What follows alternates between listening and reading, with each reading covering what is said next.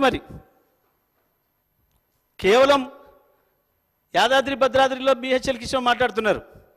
కొత్తగూడెంని కూడా బిహెచ్ఎల్కు నామినేషన్ పద్ధతులను ఇచ్చినాం. దాన్ని మేము ఇచ్చింది 3800 కోట్లకు అధ్యక్ష బిహెచ్ఎల్కి. కానీ అదే సమయంలో పక్కన ఆంధ్రప్రదేశ్లో బీటీజీని బీఓపీని వేరువేరు చేసి నామినేషన్ పైనే బిహెచ్ఎల్కు 2007 కోట్ల రూపాయలకి ఇచ్చిండ్రు.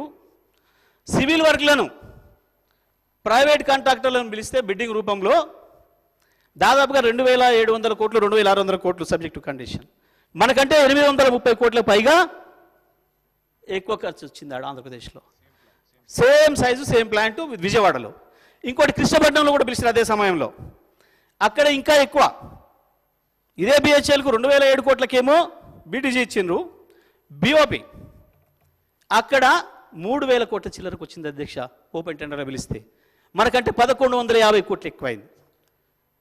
మరి మనం బిహెచ్ఎల్కి ఇచ్చి లాభం జరిగిందా నష్టం జరిగిందా? ప్రభుత్వ రంగ సంస్థకి ఇస్తే వీళ్ళేదో మీరు ఇంటర్ను మళ్ళీ ప్రైవేట్ వాళ్ళకి ఇచ్చుకున్నారు, సబ్ కాంట్రాక్ట్లకు ఇచ్చుకున్నారు. అధ్యక్ష, ఒకవేళ మీరన్న మాట ప్రకారం దాంట్లో ఏదో మతలబు ఉండి ఏందో పైసలు వస్తాయి అనుకుంటే మేము బిహెచ్ఎల్కి ఇచ్చి సబ్ కాంట్రాక్ట్ తీపియాలి అధ్యక్ష. మేము డైరెక్ట్గానే ప్రైవేట్ వాళ్ళు పిలుచుకుంటాం కదా. అవతల చంద్రబాబు నాయుడు గారు పిలిచినట్టు, ఇంకో రాష్ట్రం పిలిచినట్టు డైరెక్ట్గా పిలుచుకోవచ్చు కదా. మేము మా చేతుల్లో తీసుకుపోయి వాళ్ళ చేత కప్పని చెప్పి వాళ్ళ మధ్య ఇంకొనికి ఇప్పించే అధ్యక్ష కర్మైంది మాకు.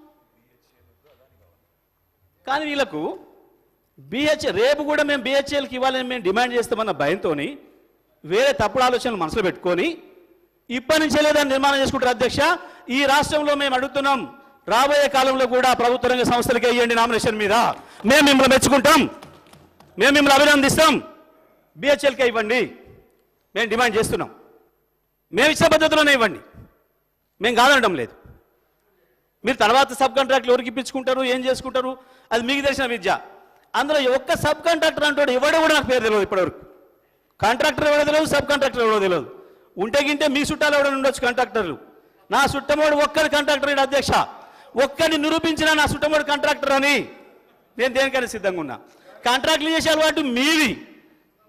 బిహెచ్ఎల్కి వద్దు అదానికి ఇవ్వాలనేది మీ ఆలోచన. మొత్తం కరెంట్ విద్యుత్ రంగం తీసుకుపోయి అదానికి అప్పచెప్పాలనేది మీ ఆలోచన. డిస్కమ్లను తీసుకుపోయి వాళ్ళకి అప్పచెప్పాలనేది మీ ఆలోచన. మీరు దొంగరాతలు రాయిస్తున్నారు. డైరెక్ట్గా మాట్లాడకుండా పేపర్లల్లా చిట్ చాట్లో మాట్లాడి ఇక్కడ మాట్లాడి అక్కడ మాట్లాడి మీరు రాతలు రాయించుకుంటున్నారు. కానీ మీ భాగవతం ప్రజలు చూస్తున్నారు, ఏం డౌట్ లేదు, అన్ని గమనిస్తున్నారు. ఓల్డ్ సిటీ గురించి మా హరీష్ రావు గారు మాట్లాడితేనేమో బట్టి గారు లేచింది తెగిలిండ్రు. మరి అదేమో సభ్యులు ప్రస్తావించారు. అప్పుడు తేలుగుట్టిన గమ్మునున్నాడు. మరి ఎందుకో చెప్పలేదు. ఇప్పటికైనా చెప్పాలి దాని మీద. ఇప్పటికైనా సబ్జెక్టేనా తెలియకపోతే ఊరుకో, సబ్జెక్ట్ మాట్లాడుతున్నాను. వారు చెప్తారు, వారు చెప్పుకోండి, నేను చెప్పదలుచుకుంటే. అధ్యక్ష కంక్లూడ్ అప్పుడు ఎట్లయింది అధ్యక్ష? గంట వాళ్ళకే ఇస్తారు మమ్మల్ని తిట్టడానికి గంట వాళ్ళకే ఇస్తారు. ఆందోళన ఆడ కాంపిటీషన్ నడుస్తుంది. సీఎంకు డిప్యూటీ సీఎంకు నాది రావాలంటే నాది రావాలని. ఆ పంచాయతీ